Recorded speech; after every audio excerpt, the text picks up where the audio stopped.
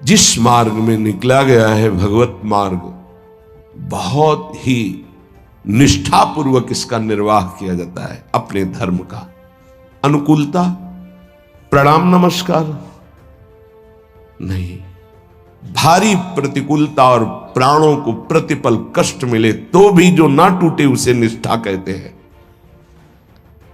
बड़े बड़े महापुरुषों ने इस भागवतिक धर्म, महान धर्म को स्वीकार करके हर कष्ट सहा है। प्रहलाद जी क्या कष्ट नहीं दिया गया, कबीर साहब क्या कष्ट नहीं दिया गया इनको। गुरुजनों की जब इनकी प्रणाली पढ़ो तो होश उड़ जाते हैं कि एक एक महापुरुष को इतना कष्ट और उनको कभी कष्ट महसूस नहीं हुआ, वो सदैव गरजते ही रहे। अब उनको जो दिखाई दिया वो दूसरों को नहीं दिखाई देगा। उनके मुख से यही निकला है, तेरा किया मीठा लागे। गजब, मतलब रोने के सिवा कोई भाव नहीं बन पाता, केवल रोना की। कितनी सामर्थ्य इन महापुरुषों में है कि ऐसी स्थिति में भी प्रभु से प्रश्न नहीं है और सामर्थ्य इतनी कि भस्म कर सकते हैं। इतना भजन का तेज है, पर उन्होंने कभी कुछ नहीं प्रतिकूलता की, चुपचाप सह गए, प्राण त्याग दिए अपने धर्म, अपनी निष्ठा पर। अपने लोगों को इन महापुरुषों से एक प्रेरणा मिलती है कि काम, क्रोध, लोभ, मोह, मद, मत्सर, भूख, प्यास, सर्दी, गर्मी, मान, अपमान, दुनिया के जितने द्वंद्व हैं ये सब एक साथ टूट पड़े तो भी हम अपनी निष्ठा नहीं छोड़ेंगे। उपासक देखो, अनुकूलता होती तो जय जय, प्रतिकूलता होती तो भाग पड़े। तुम कायर हो, भगवत मार्ग के शूरवीर थोड़ी हो। नाम जापक, धर्मनिष्ठ, उनकी जय जयकार की जाती है। आप अविनाशी भगवान के अंश हैं। ये शरीर छूटेगा, आज नहीं तो कल छूटेगा।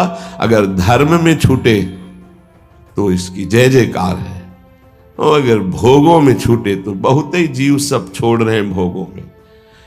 धर्म निष्ठा का तो जिनका हमने पद सुनाया था पलटू बाबा का, मची नाम की कीच, इनका ऐसा प्रभाव था कि जहां ये नाम उच्चारण करते रोए बिना कोई नहीं रह सकता था। ऐसी करुणा थी इनकी उच्चारण करने में, पर इनसे भी द्वेष करते थे लोग। इतना द्वेष किए कि एक दिन ये रात्रि में कुटिया में सो रहे थे, इनकी कुटिया में चारों तरफ से आग लगा दी। भौतिक शरीर तो वहीं दिखाई दिया, लेकिन भक्तों की मंडली सहित जगन्नाथपुरी में सुबह पाए गए। पार्थिव शरीर तो अयोध्या में ही रहा, पांच भौतिक जो कुटिया में जल गया, और वो दिव्य शरीर से जगन्नाथपुरी में भक्तों की मंडली के बीच में पाए गए। तो वहां उनसे पूछा कि आप अवध से कब आए, तो उन्होंने सुबह कहा कि आज ही रात्रि के आए। इतनी जल्दी कैसे आ गए? बोले अवधनाथ ने भेज दिया है। वहां पलटू नाम का जो शरीर था वो जल गया, तब पता चला कि दिव्य देह से भक्त मंडली में विराजमान है। ये निष्ठाएं ऐसे कोई थोड़ी कि जहां फूल माला, चंदन, इत्र, खुशबू, खान पान, जय जयकार, प्रणाम नमस्कार तो आप धर्मनिष्ठ हैं, और जहां प्रतिकूलता तो आप बदल गए, इसे निष्ठा नहीं कहते। जिस सर पर मनोपुष्प और दुग्ध का अभिषेक हुआ पूज्य पादुड़िया बाबा, उसी सर पर 6-6 इंच के गड़ासे चले, ओम पधार गए। इतनी सुकोमल देह ठाकुर हरिदास जी की, महामंत्र जोर जोर से लाखों की संख्या में जपने वाले महापुरुष, 22 बाजारों में मार कोड़े जल्लादों ने खाल नोच ली, लेकिन हरि बोल के सिवा शब्द नहीं निकला। इसे कहते हैं निष्ठा। यहां जरा सी कामना पूर्ति नहीं हुई, भगवान पर श्रद्धा हो गई, ये कोई निष्ठावान है? ये निष्ठा कैसे जागृत होती? सिर्फ गुरु कृपा से। जहां गुरुजनों की महिमा पढ़ी तो गुरु कृपा से। गुरु कृपा का स्वरूप क्या है? जो नाम प्राप्त हुआ है, यही गुरु कृपा है। बड़े बड़े ब्रह्म ऋषियों ने, महापुरुषों ने एक ही बात कही है कि जिसकी विशेष कृपावती हरि की जागृत हुई हृदय में, उसकी नाम में श्रद्धा हो गई। बस ये बात पकड़नी है। ब्रह्म ऋषियों ने, महापुरुषों ने, बड़े बड़े गुरुजनों ने ये सार बात कही कि जिस पर हरि की विशेष कृपा, वो नाम पकड़ लेता है। चाहे जो आप साधना करते हैं, यदि नाम जप नहीं करते हैं तो वो रंग नहीं आएगा जो नाम जप से आता है। नाम जप, नाम कीर्तन समस्त साधनाओं की पूर्ति है। जैसे योग है, यज्ञ है, तीर्थयाटन है, और भी स्वाध्याय, तपस्या, इनकी पूर्ति है नाम कीर्तन और नाम जप से। यदि नाम जप नहीं है जीवन में तो विश्वास कीजिए स्थिति आना बहुत कठिन है। प्रभु के मंगलमय नाम का श्रवण और कीर्तन, यन्नाम श्रुति मात्रेण पुमान भवति निर्मलः तस्य तीर्थ पदः किं वा दासा नाम अवशिष्यते। जिनका नाम यदि श्रवण करने को मिल जाए, गायन को मिल जाए, तो हृदय निष्पाप और निर्मल होकर भगवत प्राप्ति हो जाती है।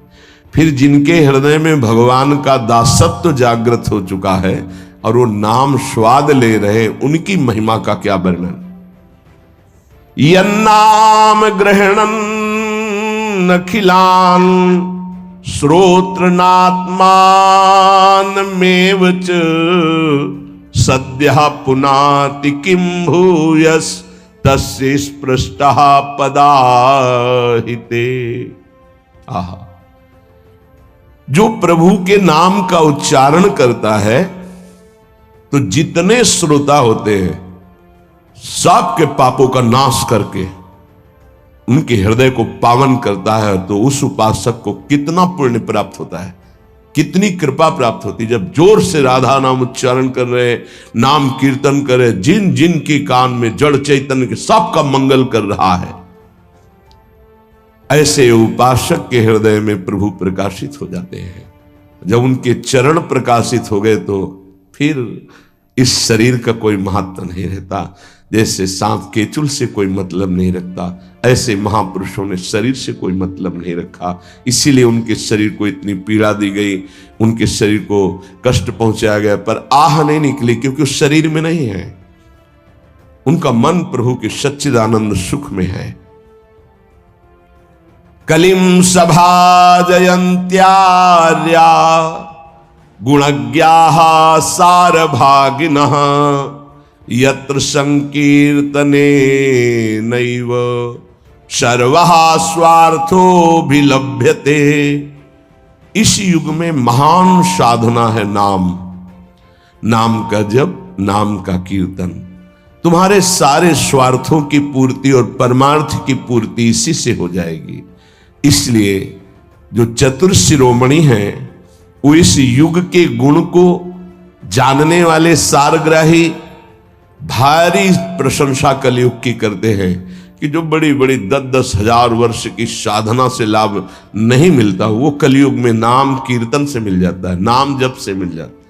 दाहिने पैर के अंगूठे के बल खड़े होकर के, केवल दाहिने पैर का अंगूठा भूमि में स्पर्श, दोनों हाथ उठाए हुए 10,000 वर्ष तक जब, तब कोई बात। यहां केवल नाम कीर्तन से, नाम जप से परम लाभ।